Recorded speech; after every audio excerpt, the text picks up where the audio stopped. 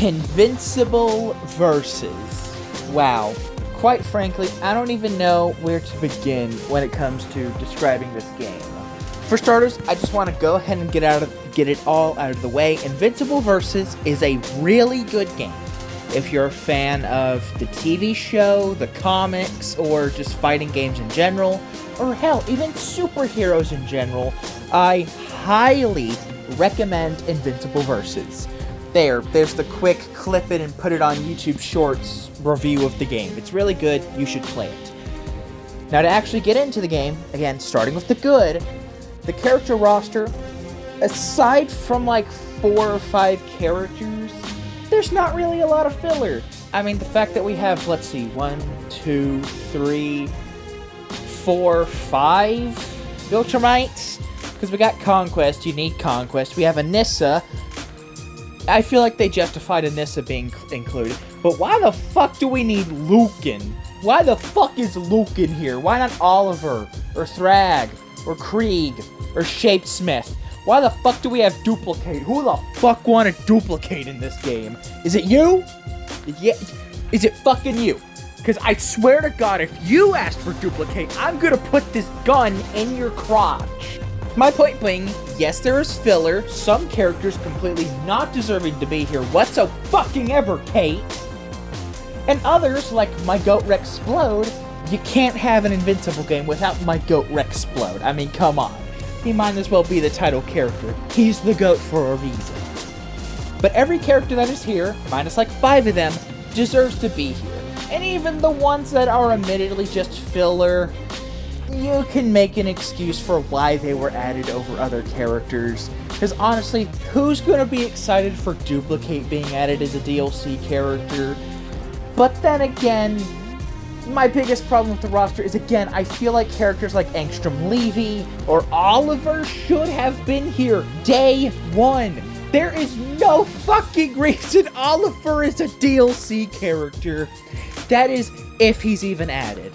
Because when it comes to the game's roster, we only have like 4 or 6 confirmed characters coming this year, with the rest of the rumored characters that have been leaked from the game files completely up in the air if they actually come out or not. Like, we could get Oliver and Agent Spider and Angstrom Levy this year.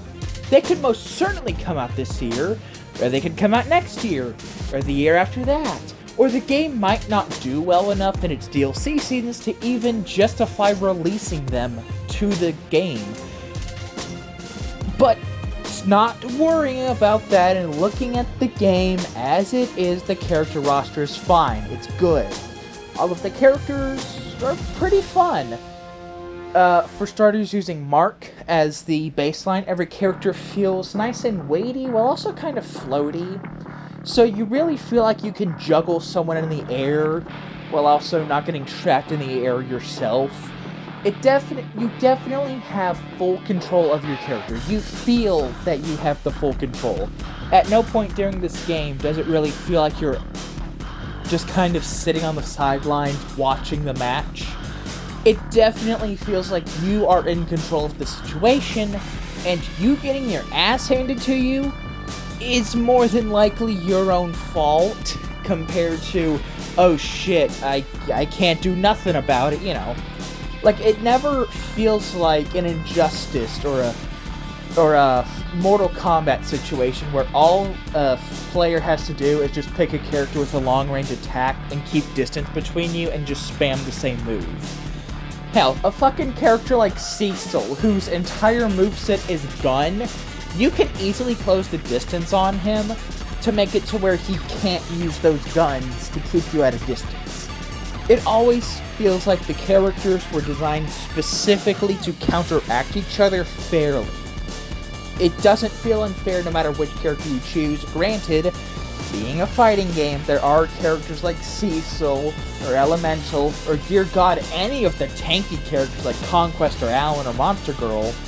Granted, these characters, you know, they kind of have a slight advantage due to just how they are, being a tank, or someone with a lot of long range, or easily able to stun combo you into the fucking ground. But, you know, that doesn't matter, you know, it's fine. So character roster, good, like an 8 out of 10 character roster. I would like just a couple more slots for the more important characters. Why is Kate here? Get Kate the fuck out the game! Also, I do question why Elemental is here, because yes, she's a cool character, yes, she's pretty fun, yes, it's nice that the game introduced a new original character that's not a waste of a character slot, but again, I just gotta ask, where the fuck is Oliver? Where's Thrag? Where's Krieg? Where's Engstrom? The art design and music's all very nice, you know. I really like the style the game goes for, as it feels like it's a perfect mix between the comics and the TV show. Like, we have voice actors pouring their heart out to sound just like the show, or at least as close as you can get, and then you just have the actual actors from the show coming in to reprise their roles, aka Omni-Man, and that being like the only character who reprised their role. I think maybe Monster Girl and Robot? Don't quote me on that. I do wish that there were a couple more tracks in the game that stood out, because aside from like the main menu theme of the game, it doesn't really have any standout music tracks that like stick in your head as like an earworm. You know, something like Smash Bros, you know, that has entire legacies worth of various songs and soundtracks playing in the background of the stages, you know, that can get stuck in your head. That's like a good way to learn about a new franchise or even get into a new video game's soundtrack to add to your like playlist. Invincible Versus doesn't really have anything like that. There's not really any themes from the show they could remix, aside from maybe like the title theme. And they don't really introduce any interesting main game themes that are, you know, they don't really introduce anything that sticks with you. I don't think any of the music is bad. In fact, I really like the style that the game is going for, being kind of like a techno rock, I guess. But again, I just wish there was like one or two more themes that like actually stuck with you and like dug their way right into your ear. Because as of now, it does feel a little generic. The environment design with the stages is nice. I like how all of them are like a direct reference to like the show or comic in a way.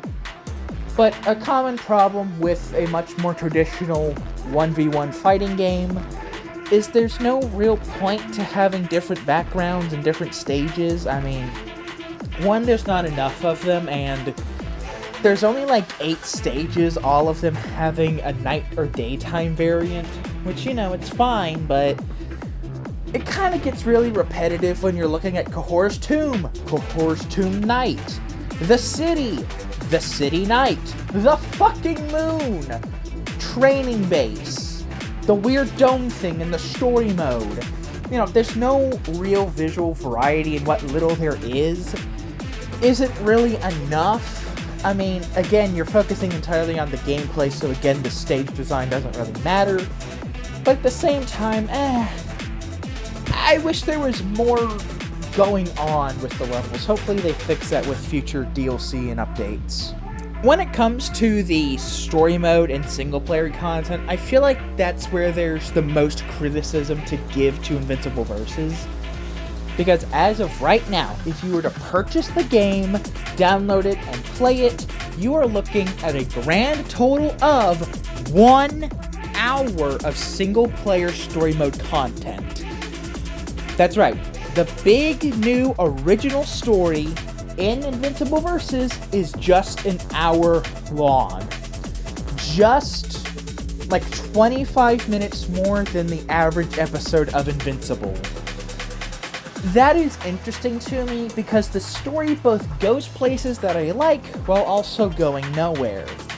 It's very clear that they intend for the base game story to just kind of be a prelude for DLC seasons, which will go and expand the story, which is cool, but I also wish that the base game was given a full multi-hour campaign. Because look at something like the Injustice games. Those are really awesome. You buy in, like, take Injustice 2. You buy Injustice 2, you download it to your PS4, you start playing it.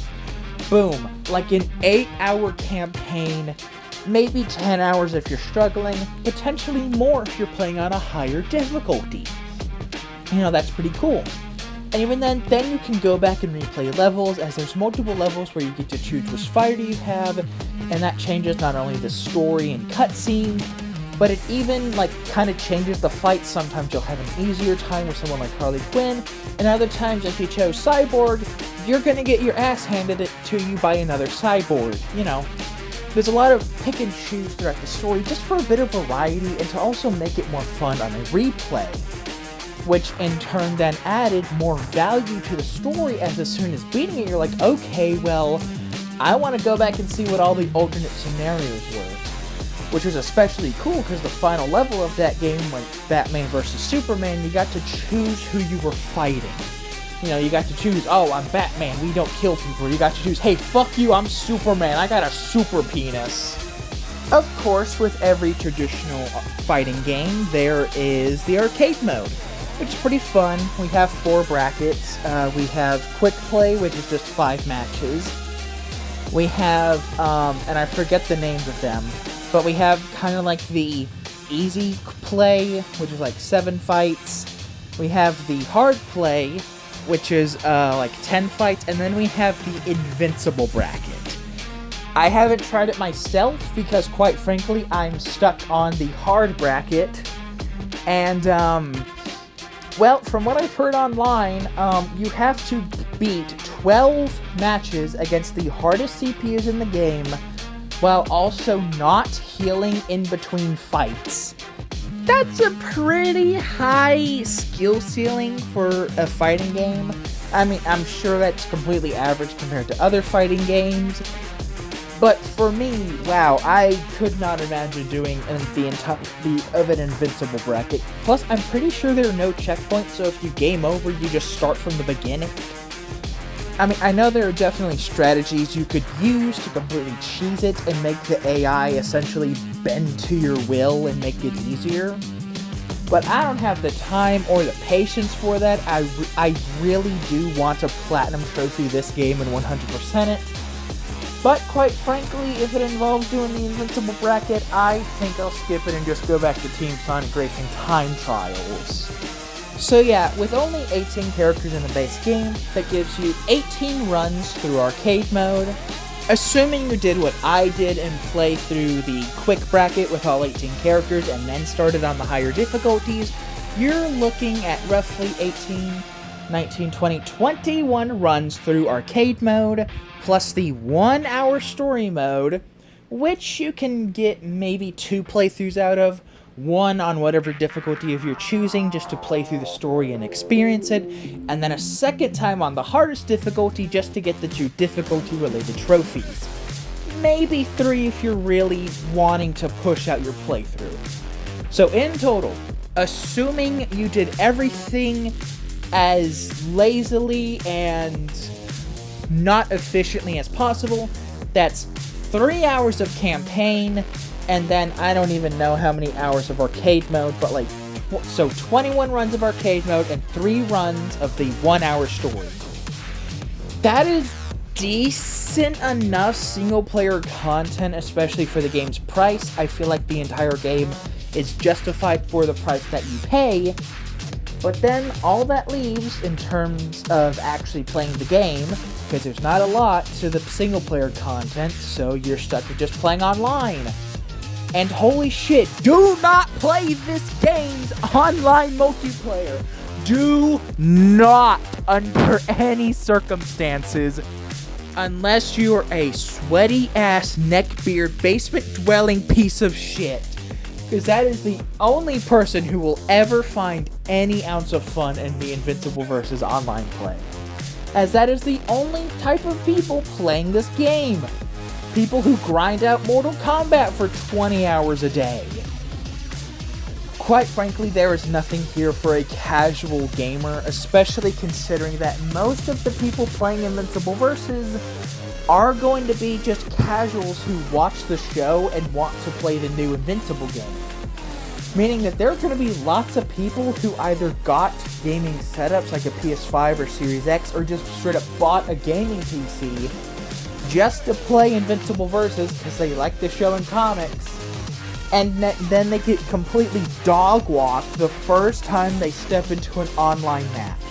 Now, I get, when you go into an online game, you're playing against real people, and I understand that you're going to be challenged against real people, pushing actual buttons instead of a beep-boop robot.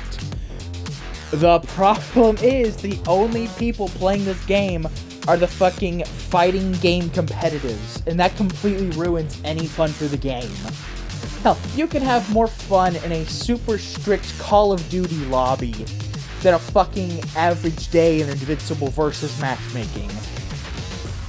There's just not enough casual players playing because all of the sweaty neckbeards have completely filled the game from day one and have ruined any chance of having fun with the multiplayer, since there's almost no single-player content. Now, judging the game as it is, I would give it a solid 7 to 8 out of 10. Let's settle in the middle at a 7.5 out of 10. I think it's a really solid game, and I think it is deserving of like an 8 out of 10, but at the same time, I have to be honest with myself. The exclusion of certain characters, the repetitiveness of the different stages, and how there's no variety between them aside from, oh look, I'm in a mountain, there's snow. Oh look, I'm in a city, there's rocks. Oh look, I'm in the desert, there's sand. There's no real variety in terms of what you're looking at while playing the game. I think the game is super easy to pick up and learn. I think it's really fun the more you play it and the more you learn the game, but there's really no casual audience for this game, which isn't really a problem with the game itself, but it's noticeable once you finish all the single-player content and have really challenged yourself with beating the harder brackets in arcade mode. So, in terms of a single-player, you got the 1-hour campaign and a bunch of arcade mode, which I've already gone into, which makes me bring it down to a 7, somewhere at 7.5. Now, once the game has been out for a few years and it's gotten all of its content updates that it's most certainly going to get, as of now, all we know for a fact is we're getting Immortal and Universal, because those characters have been confirmed. Aside from that, and a bunch of overpriced skins, if you're looking for single-player content, I would wait and see if they do drop extra story, which they most certainly are. If not, I mean, I could fully see them just skipping the story and just releasing a sequel to the game. But I really do hope that they release single-player story DLC down the line. So, once that comes out, regardless of the quality, I'll probably bump up the game to like a 9 out of 10, because then there will be actual single-player content, especially if it comes out in free updates. But until then, I'm going to link the game at 7.5. So, play it at your own risk. I'm going to leave that at. Anyways, until next time, gamers, where I put hot dog and Gatorade water mixed with Baja Blast and throw a pool party.